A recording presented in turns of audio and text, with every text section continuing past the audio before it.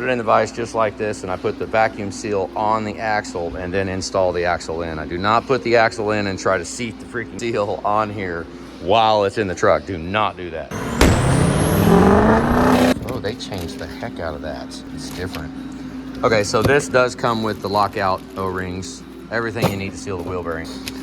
But this, I don't put anything on this. This really needs no special care. Just put that sucker right there, and then you take this and put this right there.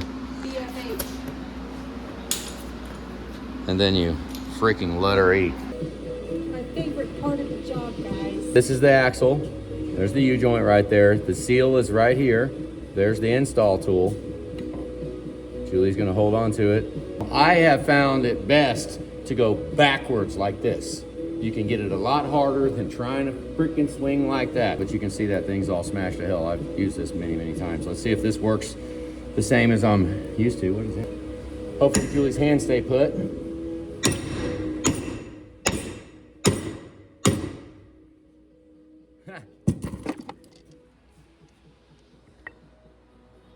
And just like that, kablooey, it's done. Actually, let's look a little closer. I don't know if it is all the way. No, it's not all the way on. Okay, so I need a little bit more. See that? So let's get a couple more hits.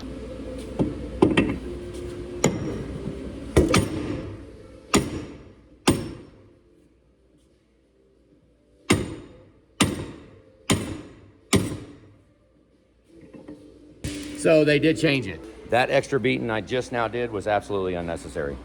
Because before you go beating it more, look at this reveal right here.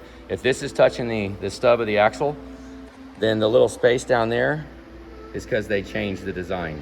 There is no further it can go down. It's all the way down. Don't mind on the newer style seals from Ford, that little gap right there, because it's not gonna go anymore. Now, this is the long axle for the passenger side, and we was very critical of these U-joints. And they look really good. They're not wore out. It looks like Ron has greased them. That ensures a lot more life than not greasing them. That's for freaking sure. Let's open the other one up. I mean, it's a completely different design. They did not look like that last time I got a Ford one and put it on. Does that mean they're cheaper? A high dollar freaking seal right there.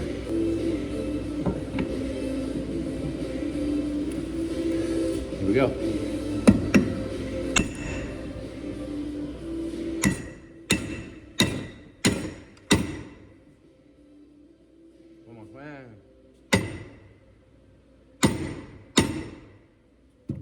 Yep, cover the whole thing.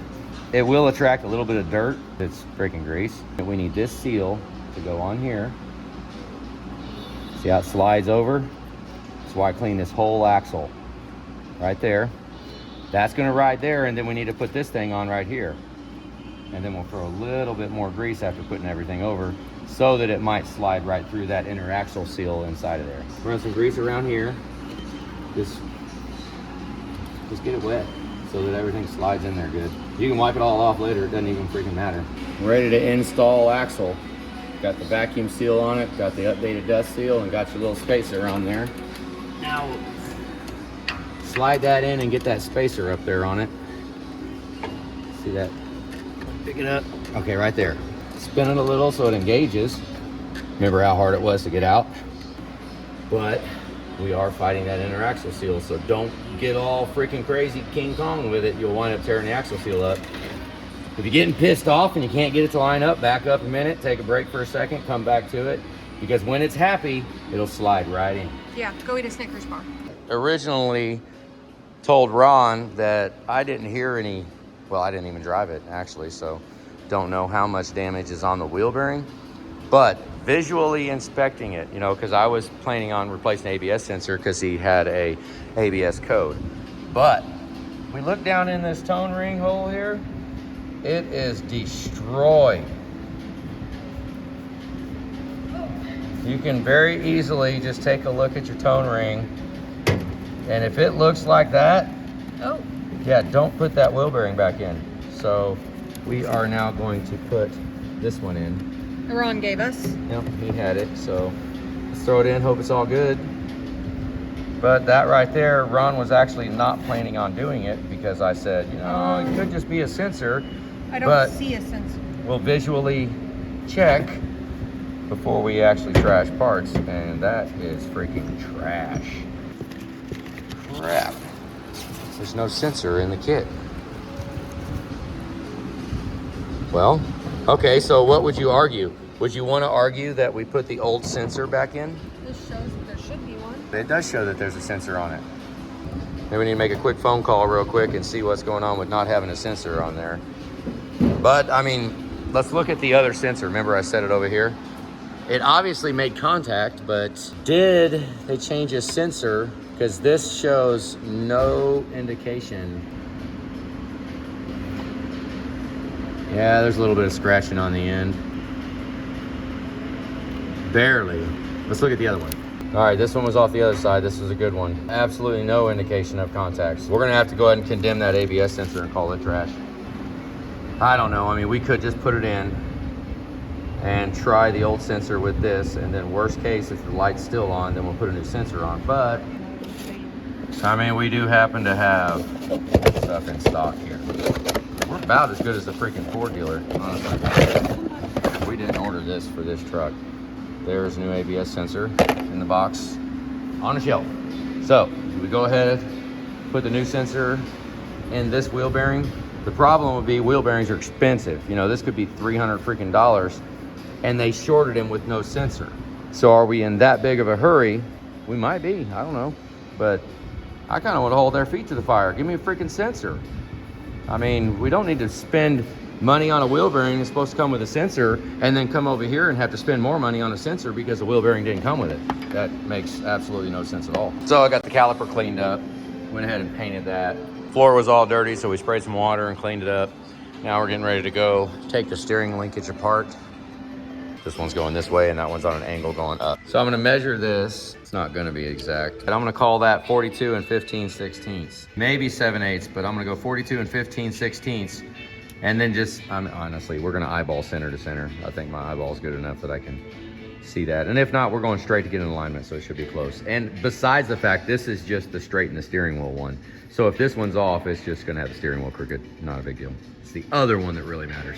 The Pitman arm adjusting tool. This is your best freaking friend to adjusting this. Found that out from George. They use these. And this right here makes turning that nothing. Very effortless. Way better than big old pipe wrenches and everything. That tool works great. It actually spreads it open. You use a pipe wrench or any kind of wrench, it squeezes it to get tightened. This hooks in it and it just spins it. It actually tries to pull it open as you unspin it. So yeah, that's the only way to really do this stuff. Put the short end in the big vise. I think I'm going in. Are you going in? I think. Yep, I'm going in. Okay, well we need to go out. And we did spray a little WD-40 on that too. So There you go. we'll get it off and then get the threads all cleaned up. No sweat. Do we need a little more WD-40? Maybe. That tool makes it really nice. And we're pumping a little squeeze of grease in there.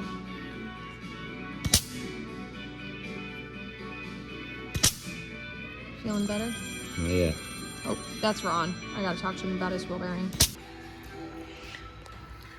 Now in here, I get ridiculously liberal. Throw it completely full of grease. Just a bunch of grease in it. Just cake it. I want it caked with grease because this grease, as it gets stuck in there, will actually help combat rust and help you be able to adjust it, especially when we get alignment done. Yep. We're out here with the 3406 Cat, but nothing's going on with the 3406 Cat.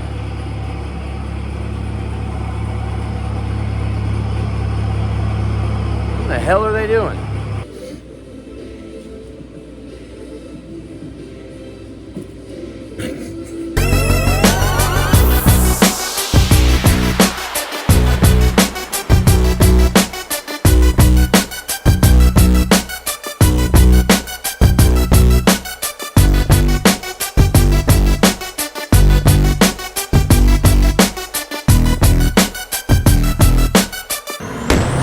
Woo!